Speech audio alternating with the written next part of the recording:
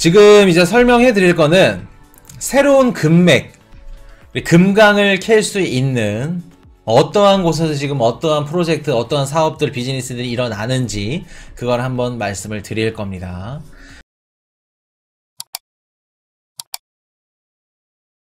자, 증권형 토큰으로 선박 만든다. HJ중공업, 한토신, 미래셋, 협약.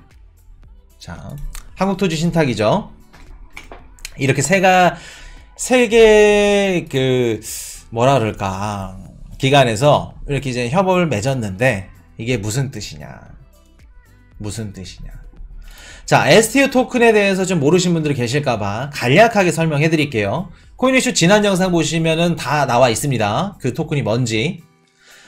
STO 코인이 뭐냐면 시중에 뭐 부동산이 됐던, 아니면 음악 저작권이 됐던, 뭐 다양한 이런 자산 상품들이며 이런 돈이 될 수 있는 것들은 토큰화 시켜서 판다는 겁니다. 그게 STO 토큰이에요. 그리고 내가 스타트업이야. 지금 내가 당장 회사를 만들어서 직원이 막 2명밖에 없고 자금을 끌어 모아야 되는데 자금 조달해야 되는데 이게 쉽지가 않네. 그때 사용이 될 수 있는 게 STO 코인.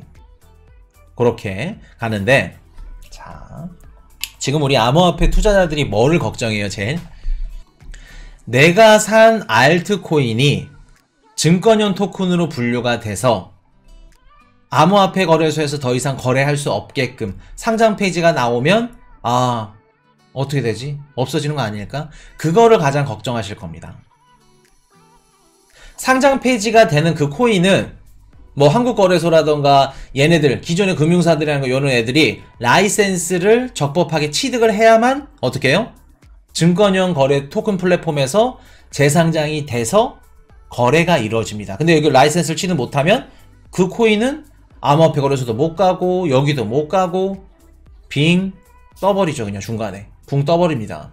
그럼 그런 코인들이 갈 수 있는 거 어디라고요? 덱스 거래소. 올해부터 덱스 거래소 굉장히 커진다는 말씀 드렸었죠. 자, 그러면 한 가지 말씀 드리면, 나중에 덱스 거래소 뭐 이렇게 좀 괜찮은 거 하나 담아 놓으면 좀 빛을 볼 겁니다. 시그널 대신 빠졌을 때. 최근에 좀 많이 올랐어. FTX 터지고 나서 덱스 거래소 좀 수요가 늘면서 올랐어요. 그러니까 좀 빠지면 그거는 제가 뭐 멤버십 방송이든 뭐든 이렇게 나중에 한번 다뤄드릴게요. 다뤄드리고, 자, 다시 돌아와서, 그러면 시중에 있는 알트코인 기업들은 어디로 분류되길 원할까? STO 코인으로 분류되길 원할까? 아니 증권형 토큰으로 분류되길 원할까? 아니면 기존에 있는 암호화폐 거래소 그냥 상장되어 있는 요 코인으로 분류되길 원할까?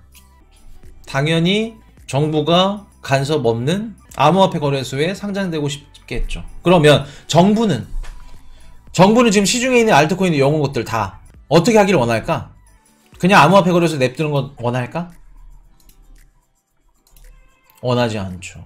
지네가 갖고 오길 원할 겁니다. 그러면 정부는 웬만해서는 증권형 토큰으로 뺄 거고, 그리고 암호화폐 거래소 이런 코인들은 웬만해서는 빠져나가지 않게끔.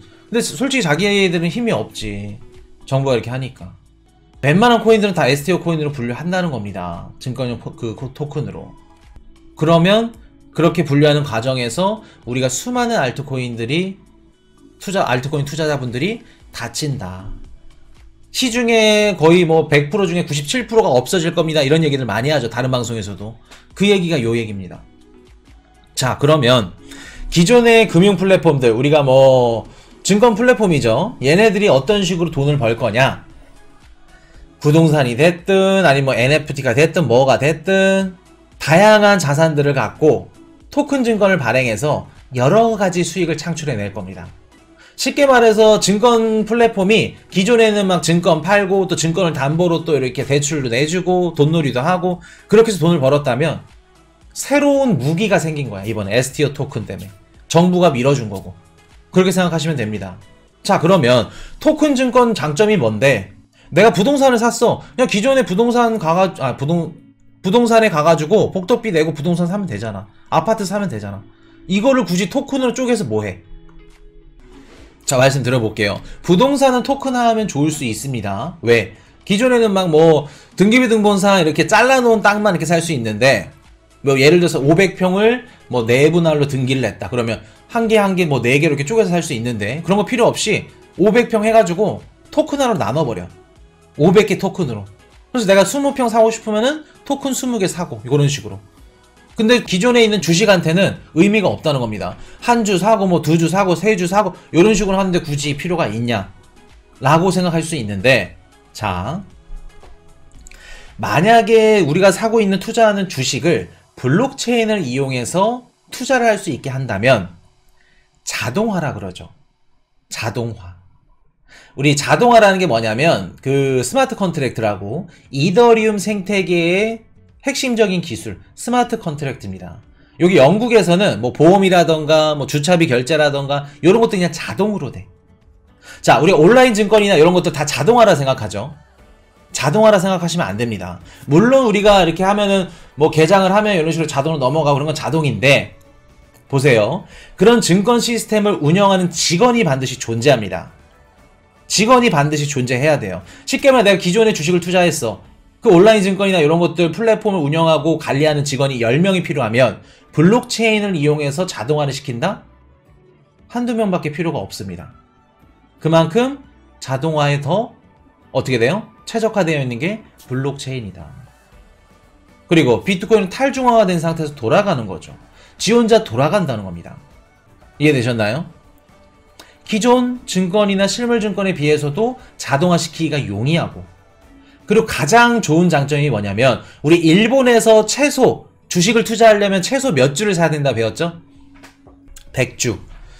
그래서 2021년도 기준에 유니클로 주식에 내가 투자하려고 갔더니 최소 투자 금액이 얼마예요? 6천, 7천, 8천. 유니클로 투자하려고 했더니 100주 이상입니다. 물론 이제 그런 액면분할 해가지고 좀 많이 바뀌긴 했는데, 그러면 내가 돈이 없으면 한 주, 우리나라도 삼성 사고 싶어. 한 주야. 아, 너무 비싸. 5만원에서 한 10만원 돈을 그 어떻게 사? 지금 돈이 없어가지고 형 그 컵라면 사가지고 GS25시 가서 단무지랑 사 먹어야 되는데 내가 지금 당장 2만원밖에 없는데 삼성 사고 싶어. 그러면 어떻게 해요? 삼성 주식을 토큰화 시키는 겁니다. 좀 더 세분화할 수 있게끔. 이해되셨나요? 내가 강남에 건물을 사고 싶어. 200억이래. 200억이 어디 있어? 한 5천만원치만 강남 건물을 사고 싶네? 그래서 월세 그 수익의 일부분을 받고 싶어. 토큰화 시키는 겁니다. 그게 블록체인으로 할 수 있다는 거예요. 그게 STO 증권이고.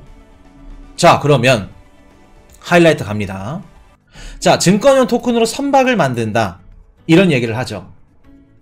자, 이게 뭔 얘기냐면 요게 이제 HJ 그 중공업이랑 한국토지신탁이랑 미래에셋증권 이렇게 세 기관에서 이렇게 증권형 토큰을 결합시킨 건데, 보통 우리가 알고 있는 게 이제 부동산, 뭐 미술품, 뭐 주식 요런 것들을 기반으로 토큰을 발행해서 내가 뭐 그림 한 장을 살려 그래. 그러면 이 그림 한 장에 200코인 해가지고 이걸 쪼개서 투자, 재테크를 할 수도 있고 그런 식으로 투자를 했는데, 선박의 금융을 묶는다? 이걸 투자를 묶는다? 토큰을 묶는다? 생소하죠.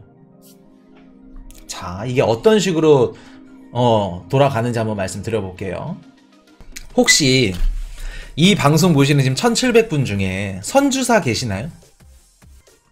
우리가 생각하는 배, 뭐 선박이라 그러죠. 요런 선박 그 배 한 채 가격이 수백억부터 시작합니다. 수백억. 그래서 수천억, 몇 조까지도 가능해요. 그러니까 웬만한 자산 갖고는 선박 한 채 갖고 있는다? 나 선박 한 채 있어 집에. 나 소개팅을 나갔는데 그 남자가 이제 여자한테 선박 한 채 있어. 그러면 이제 그날은 여자분이 이제 눈에서 하트가 뿅뿅. 물론 이제 착하고 이렇게 좀 성실하고 뭐 그렇겠지만 남자분이 이제 성격이 좋고 그런 식으로 이제 하는 게 이제 선박인데, 자 보시면은 보통 우리가 선주사들이 이제 배값을 이렇게 결제를 하고 배를 이제 받습니다. 배를 받는데 어떤 식으로 이제 결제를 하냐면, 우리가 비교를 할 수 있는 게 이제 자동차입니다. 우리가 뭐 삼성자동차나 아니면 현대자동차나 차를 사려면 뭐 계약금을 뭐 10만원 걸어 놓고 나중에 차가 나와. 차가 나와서 그 차를 딱 보고 야 이렇게 나오고 뭐 이렇게 도장도 이렇게 뭐 흠집 없고 딱 보고 나서 내가 할부로 샀으면 차를 받고 나서 할부를 결제를 하죠. 쉽게 말해서 2년이면 2년, 3년이면 3년 차를 딱 확인하고 내가 타고 다니면서 매달 달달마다 이제 내 그런 식으로 결제를 하는데 배는 이게 금액이 크다 보니까 미리 좀 뭐라 그럴까 선수금이라 하죠. 요거를 선수금이라고도 하고 뭐라고도 하냐면은 건조대금이라고도 합니다. 선수금, 건조대금 요렇게 선수대금이 더 편하겠다 이해하기 쉽게. 이렇게 해가지고 뭐 비싼 거는 조 단위가 넘으니까 미리 만들기 전부터 돈을 이렇게 지불을 해. 그렇기 때문에 자동차나 뭐 이런 그 뭐 전자제품이나 이런 것들 할부 넣는 것들 좀 다르죠. 그래서 선박은 물건을 받기 전부터 왜 비싸다 보니까 돈을 계속 줘야 돼. 분할로 납입을 해야 돼. 공사하는데도 그렇고 재료비도 있어야 되고 뭐도 그렇고 인건비도 그렇고 배가 하나 만들다가 이게 딜레이가 되거나 아니면 취소가 돼버리면 진짜 그 피해가 막심합니다. 그렇기 때문에 선수금은 항상 건조대금을 줘야 된다. 이렇게 알고 계셔야 되고 그 배값이 이제 어떤 식으로 가냐면은 선주사라고 하죠. 이젠 선주사랑 선박 건조 계약을 체결한 시점부터 인도식이라고 해요. 인도식 받는 거까지 총 5차례에 걸쳐서 나눠 받는다고 합니다. 쉽게 말해서 계약할 때 20% 내. 그리고 6개월 뒤에 10%. 우리 어떻게 보면 아파트 그 분양 들어갈 때나 이런 것들 뭐 1차 분담금, 2차 분담금 이런 식으로 그거 똑같은 겁니다. 20% 내고 6개월 후에 10%. 그리고 최초로 철판 자른 그 착공식이 있어요. 그때 10%. 그리고 또 블록을 또 도크에 뭐 거치하는 기공식이 있다고 합니다. 자세히 모르겠어요. 코윤 씨도 10%. 그리고 나머지 건조된 선박을 인도할 때 나머지 50%. 그렇게 해서 100%를 받는. 그래서 방식이 좀 나눠져 있는데 삐삐카츄님 조선소 다니는데 정확합니다. 좋습니다. 그래서 보통 두 가지 방식으로 쓰이는데 배를 완성해서 이제 인도할 때 배값의 50% 그 이상을 지급하는 방식도 있고 계약을 체결할 때 우리 수주금액 미리 땡겨서 주는 거죠. 50% 이상을 선수금으로 받는 방식까지 이렇게 두 가지를 많이 사용한다고 합니다. 그리고 한 가지 그냥 상식적으로 요거는 말씀을 드리면 배값은 무조건 달러로 지불해야 된다 그래요. 코인슈님 우리는 뭐 조선 그거고 원화로 지불하면 안 되나요? 달러로 지불해야 된다고 합니다. 달러로. 자, 그래서 지금 보시면은 뭐 요게 계약이 이렇게 잘 성사가 되면 좋겠지만 계약을 하다가도 계약이 취소될 수도 있고 그런 것들이 있기 때문에 만약에 계약을 불이행해서 이제 계약이 취소돼. 그러면 선수금을 어떻게 해요? 돌려준다고 내가 뭐라 그럴까? 약속을 해줘야겠지. 보증서를. 선주한테 제공을 해주는데 이거를 환급보증서라고 합니다. 환급보증서. 그러니까 배를 만드는 기간이 그 업체가 그 수주 맡긴 선주한테. 근데 그 환급보증이 통상 배값의 한 50%를 은행에 담보로 제공을 하고 쉽게 말해서 은행에 담보를 제공을 하고 은행은 이 보증금액의 0.3%에서 0.4% 가까이를 수수료로 지불을 합니다. 자, 그러면 예를 들어서 내가 1000억짜리 배를 사. 1000억짜리 선박을 사는데 보증금액이 500억이네? 수수료만 해도 2억 가까이가 나가는 겁니다. 은행 수수료가. 그러면 우리가 그냥 쉽게 생각해서 배를 만들고 뭐 선박을 하고 요런 걸로 끝나는 게 아니라 선박을 했는데 보증금액이 들어가고 환급보증 수수료까지 지불하고 이게 뭐예요? 배를 만드는 거 끝나는 게 아니라 금융산업에도 어느 정도 일정 수준 기여가 되는 거죠. 금융산업에도. 자, 그러면 이거를 복잡해. 비용도 너무 비싸. 그리고 내가 그냥 개인 투자자야. 내가 가진 돈 10억밖에 없어. 근데 선박을 투자하고 싶고 선박을 너무 갖고 싶어. 이걸 어떻게 해요? 이럴 때 필요한 게 STO 토큰으로 어떻게 해요? 연동을 시킨다는 겁니다. 자, 기존에는 막 500억, 1000억 너무 비싸. 선박에 투자를 못해. 그리고 투자를 했고 요거는 만약 환급보증서를 이걸 써주는데 보증 금액의 0.3%, 4% 은행에서 이렇게 수수료를 지불해줘. 너무 비싸네. 수수료도. 수수료만으로도 막 2억 가까이 나가. 근데 스테이블 코인으로 그거를 돌릴 수도 있고 아니면 STO 코인으로 이렇게 돌린다고 하면 수수료도 절감할 수 있고 또 뭐예요? 기존에는 수백억 이렇게 넣었어야 됐었던 거를 건조대금으로, 선수금으로 한 명이 했어야 됐다면 지금은 수천 명의 투자자를 모아서 같이 투자를 할 수 있다는 겁니다. 선박을. 그러면 내가 배를 만드는 업체야. STO 증권으로 묶어서 투자금이 잘 모이니까 돈도 잘 받고 건조대금 미리 확보해가지고 어떻게 해요? 물량도 안정적으로 뽑아내. 돈이 있으니까. 뭐 대금이 밀렸어요. 누가 뭐 이렇게 사업을 하다 뭐 무너졌어요. 그런 게 없어. 그리고 이 조선소에서 안정적으로 배를 만들고 이런 식으로 계속해서 하다 보면은 조선소에 어떻게 해요? 일자리 창출이 미친 듯이 나겠죠. 그러면 요런 STO 증권을 토큰을 결합만 했는데도 어떻게 해요? 선주도 마찬가지고 선박을 만드는 업체도 마찬가지고 뒤집어지게 서로 윈윈할 수 있다는 거죠. 거기다 일자리 창출까지. 이거 관련된 연간 산업 발전까지. 그리고 은행까지 같이 끼고 스테이블코인 담보로 들어가면 은행의 금융 산업까지도 기여가 되고. 요거 하겠다는 겁니다. 어렵나요? 부산광역시에서 그 디지털 자산거래소 낸다 그러죠. 그거 어떻게 낼지 아시나요? 부산 디지털 자산거래소에서 어떤 식으로 연계가 될 거냐면 부산 뭐 조선소라던가 선박을 만드는 이런 기업들과 서로 협의를 해서 STO 증권을 이렇게 묶어서 선박에다 금융을 묶는 요런 그림을 보시게 될 겁니다. 보시게 될 거예요. 그렇기 때문에 우리가 이런 것들을 알고 계셔야 돼.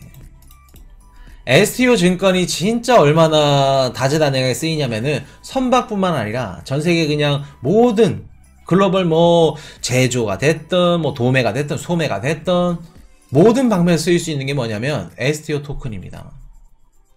그리고 우리 역할은 이제 그게 있어. 앞으로 빛이 난다. 코인이슈가 이거 찝어드릴 겁니다. STO 요거 빛이 난다. 괜찮다. 어떻게 보면은 금강을 새로 이렇게 캐는 것과도 같습니다. 새로운 금맥이 뭐다? STO 증권 토큰이다. 코인이슈 요거 말씀드릴 거예요. 그렇기 때문에 이런 것들 딱 준비해 놓으시면은 그냥 노후가 편하지. 그래서 지금 증권형 토큰으로 선박까지 만들 수 있다는 거. 중공업에는 좋은 일인가요? 좋죠. 선박뿐만 아니라 중공업뿐만 아니라 다 들어갈 겁니다. 이런 말씀 드렸죠. 코인이슈가 그냥 뭐 코인에 미쳐서 블록체인에 미쳐서 비트코인에 미쳐서 그냥 막 내피셜로 말씀드린 게 아니에요. 코인이슈 방송 1년 이상 보신 분들은 요거 그냥 귀에 딱지가 앉았을 거야. 요런 말씀 드렸었죠. 전 세계 글로벌 모든 자산 거래가 될 수 있고 가치가 있는 자산들은 뭘로 거래할 수 있게끔 연동이 될 거다? 돌아갈 거다? 코인으로. 부동산이 됐든 내가 뭐 채권이 됐든 모든 가치가 있고 가격이 매겨지면 그거는 코인으로 코인화 될 거다. 주식도 코인화 될 거다. 24시간 돌아갈 거다 라는 말씀을 드렸었죠. 이해되셨죠? 그런 식으로 가는 겁니다. 그럴 때 우리는 새로운 금맥 딱 집어드리면은 그거 있구나. 그거 기다리시면 됩니다. Hey, I got a confession. Been losing all momentum. Just because it's easy, well, that don't make it better.